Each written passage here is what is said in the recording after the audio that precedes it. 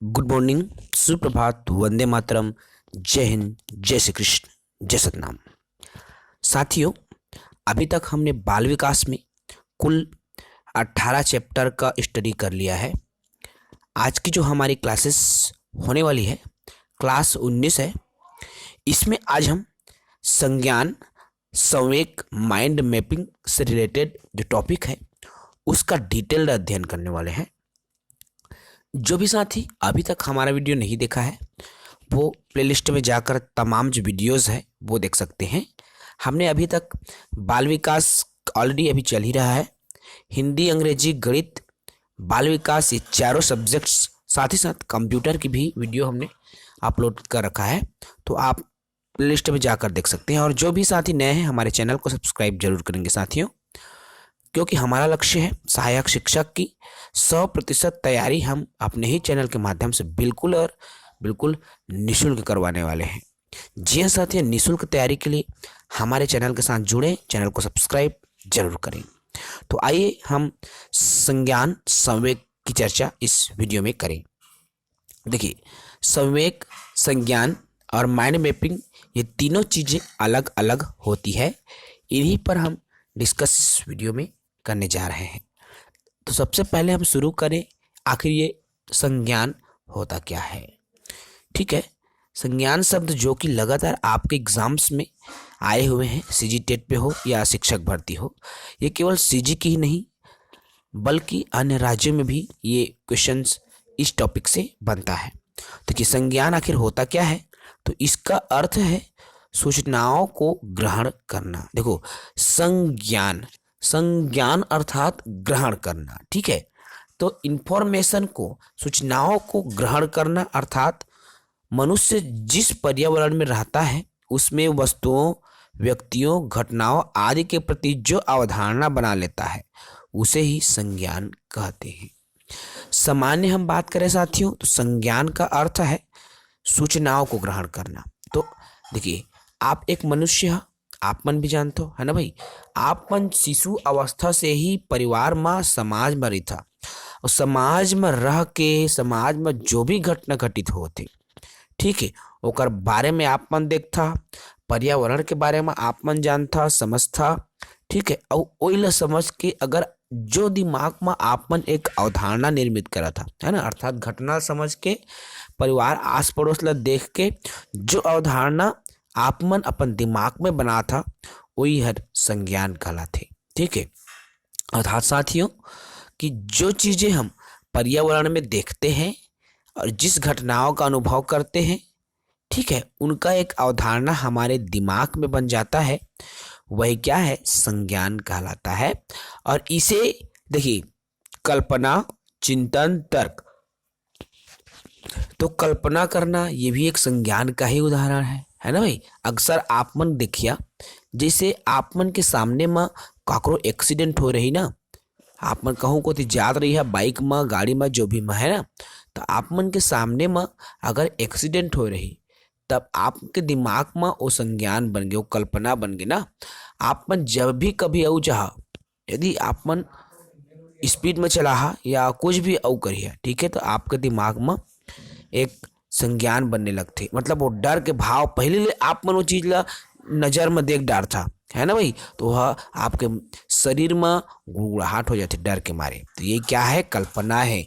चिंतन आप मन करे लगता हो पहले ले, है ना, वो बारे में निगेटिव सोच लेता हो कि वो चीज मोरो साथ घट सकत है, मैं ज्यादा स्पीड में गाड़ी नहीं चलाऊं, है ना, अर्थात आपके दिमाग में वो संज्ञान बना लेता है।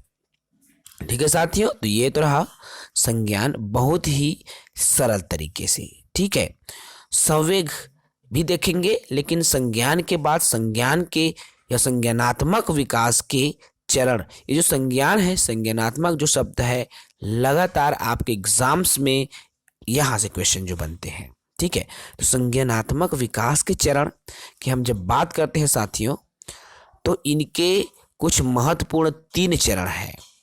अब इन 3 चरण को आप जान लीजिए। देखिए, एक तो है अवधान, स्मृति और मेटाकॉग्निशन। तो देखिए, अवधान क्या है, संज्ञान का प्रयोग करते समय बच्चा पहले अवधान करता है, अवधान मतलब कोई चीज पहले तो वो जान रहा है, ग्रहण कर रहा है ना भाई, तब वो संज्ञान, अर्थात ये पहली अवस्था अवधान ग्रहण करना। दूसरी अवस्था स्मृति, स्मृति मतलब दिमाग है ना, वातावरण की सभी चीजों का अवधान करके सूचनाओं को दिमाग में स्टोर करना, है ना। अब अवधान करना मतलब देख रहे हैं वो चीजों को, ठीक है, उसके बाद वो दिमाग में उस चीज को क्या कर रहा है, बिठा रहा है। उसके बाद आता है आपका मेटाकॉग्निशन, ठीक है। तो ये तीन चीजें हैं, आप इन तीन चीजों को दिमाग में बैठा लीजिए। देखिए यहाँ से अंदर से क्वेश्चन नहीं आएगा, संज्ञानात्मक विकास के कितने चरण होंगे, क्रम भी आपका पूछ सकता है, ठीक है ना। तो इसलिए आप इनको याद रखें। उसके बाद में आपका आता है साथियों, देख सकते हैं मन चित्रण, मन मानचित्रण, जिसे माइंड मैपिंग कहा जाता है। बहुत ही छोटे से हम समझेंगे कि आखिर ये माइंड मैपिंग क्या होता है। देखिए, सूचनाओं का अपने संज्ञान में चित्र बनाना। देखिए, कोई भी इंफॉर्मेशन आपको मिलती है तो उनका संज्ञान अर्थात दिमाग में जब उनका चित्र निर्मित होता है, ठीक है ना, तो वही क्या कहलाता है साथियों, माइंड मैपिंग कहलाता है। दिमाग में उसका एक परिकल्पना निर्मित हो जाता है, एक चित्र निर्मित हो जाता है, यही माइंड मैपिंग है। इसे मन की क्रियाशीलता भी कहते हैं, अर्थात भाई सबका मन क्रियाशील है, आप सभी साथी जान रहे हैं, समझ रहे हैं, है ना। मन से चंचल कुछ नहीं बोलते हैं ना भाई, मन से तेज कुछ नहीं भाई। आप किसी गाड़ी मोटर से, आपको मान लीजिए दिल्ली जाना है ना, यदि आप कार से भी जाएंगे तो आपको जाने में 24 घंटे से भी ज़्यादा समय लग सकता है। लेकिन मन की गति, भाई मन तो सोचा और वहाँ पहुँच गया, है ना भाई। दिल्ली पहुँचना है मन को, वो सोचा और डायरेक्ट वहाँ पहुँच गया, तो ठीक है। इसे मन की क्रियाशीलता भी कहा जाता है माइंड मैपिंग को, ठीक है साथियों। तो माइंड मैपिंग बहुत ही शॉर्ट स्वीट है, आप इसको समझ लीजिए। छोटी छोटी परिभाषाएं हैं तो आप उनको समझें, क्योंकि इनसे जुड़े, इनसे रिलेटेड क्वेश्चंस आपके एग्जाम्स में बनते हैं। अभी हम देखेंगे संवेग होता क्या है और संवेग की स्थिति पर भी हम चर्चा करेंगे। तो देखिए, संवेग क्या है, ये वह स्थिति होती है, ये वह स्थिति होती है जिसमें व्यक्ति उत्तेजित हो जाता है, संवेग, ठीक है, इसको आप समझें। तो संवेग मन की वह स्थिति जिसमें व्यक्ति क्या हो जाता है, उत्तेजित हो जाता है, उसमें उत्तेजना का भाव आ जाता है।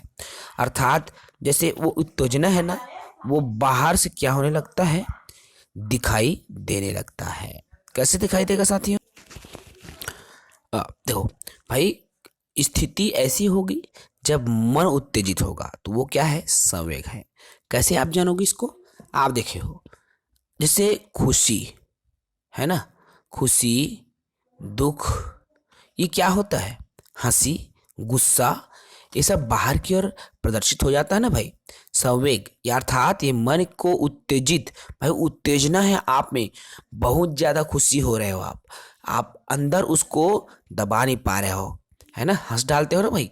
आपकी खुशी से आपन गौर करिए, यदि आपको अक्षर में मस्त नंबर से आप पास हुआ ना, एकदम आपके मुंह से स्माइल निकल जाए, आप कतको रोके की कोशिश करा, जो नहीं रुक पाए ना, उत्तेजित अवस्था में निकलते, वही लगते संवेग। चाहे अपन गुस्सा के भी बात कर ली, गुस्सा आप मन रोके कोशिश करिए, कबो नहीं रुके, ये भी का है, संवेग के अंतर्गत आते, ठीक है ना। खुशी तो मैं बोल डाल रहे हूँ, ये तमाम जो चीज, क्रोध, जो गुस्सा कैथन, डर, भाई डर रही आपके मन में और आप मन कतको रोके कोशिश करा, वह नहीं रुक सके, है ना। तो उत्तेजना मतलब वो चीज हाँ बाहर आवेश करी, वही काय कहलाते आप मन के संवेग कहलाते।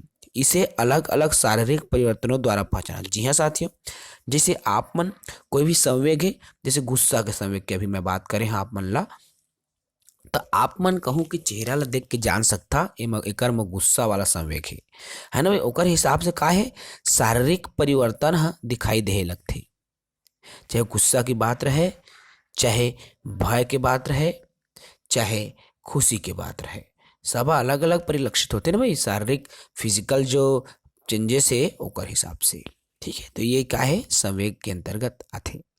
उसके बाद है संवेग के प्रकार। अब संवेग के प्रकार क्या होंगे, इसको भी आप देखिए।